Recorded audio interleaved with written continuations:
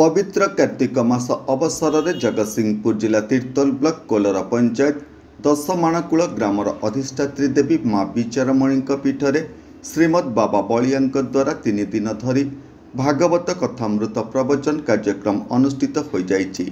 चलित मास 22 तारिख ठारू 24 तारिख पर्यंत दशमाणकूल ग्रामवासी वृंद एवं बाबा पवित्र मोहन दास तत्वावधान प्रत्येक संध्या 6 घटिका ठारू प्रार्थना 6:30 ठारू 8:30 पर्यंत प्रवचन एवं भगवत कथा रात्र 9 घटिका ठारू प्रसाद सेवन कार्यक्रम अनुष्ठित हो जाइछि।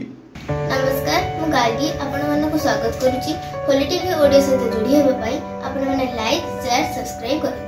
प्रथम दिवस सकाळ 7टा ठारू ग्रामवासी तत्वावधान धनुआ नदी दल सफाई कार्यक्रम अनुष्ठित होइतिला। द्वितीय दिवस रे पतिहरा माँ मानक संबर्धना करा जाइतिला बेले तृतीय दिवस रे श्रीमद बाबा कर कमल रे चारा बंटन और चारा रोपण कार्यक्रम अनुष्ठित होइतिला। तीर्तोल सत्यप्रकाश महांती रिपोर्ट, होली टीवी ओडिया।